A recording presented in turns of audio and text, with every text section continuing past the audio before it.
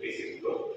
அதற்கு அடுத்ததாக பிசிஎம் என்று சொல்லக்கூடிய பிற்படுத்தப்பட்டோர் இஸ்லாமிய மாணவர்களுக்கு ஒரு சிறப்பு வழிகாட்டுதலை காயல்பட்டினம் நகரத்தில் நடத்தியிருந்தோம்.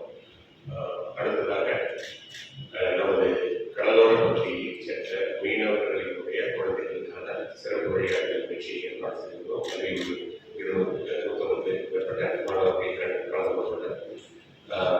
நேற்று மாற்றுத்திறனாளி மாணவர்களுக்கான ஒரு சிறப்பான வழிகாட்டுதல் நிகழ்ச்சியை ஏற்பாடு செய்திருந்தோம். அடுத்ததாக இப்பொழுது நீங்கள் உங்களை நீங்கள் என்ன வந்து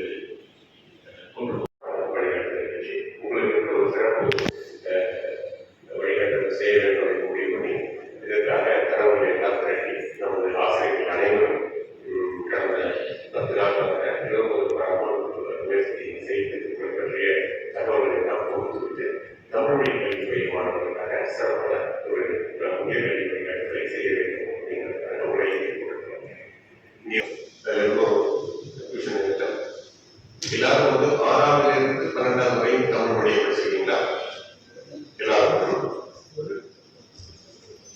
வந்து 1ஆவதிலிருந்து 6ஆவது வரையும் தமிழ் மொழியை படிச்சிருக்கீங்களா? தமிழ் மொழியை படிச்சிருக்கீங்க. ஸோ உங்களுக்காக சிறப்பான ஒரு வழிகாட்டுதல் நிகழ்ச்சியை ஏற்பாடு பண்ணிருக்கோம். இது என்ன அப்படின்னு மட்டும் இதெல்லாம் சொல்வதற்கு முன்னாடி நான் ஒரு விஷயம் சொல்லிட்டேன். நானும் ஒரு தமிழ் மொழியை ஸ்டூடெண்ட் தான். ஸோ 1ஆவதிலிருந்து 12ஆவது வரை தமிழ் மொழி, அதற்கு பிறகு டிகிரியும் 12 டிகிரி நான் வந்து தமிழ் மொழி தான் ரொம்ப சிறப்பாக படிக்கும். ஸோ இந்த மாணவர்களுக்கு என்ன வாய்ப்பு அப்படின்னா நமது தமிழ்நாடு அரசு 2011ஆம் ஆண்டு ஒரு சட்டத்தை கொண்டு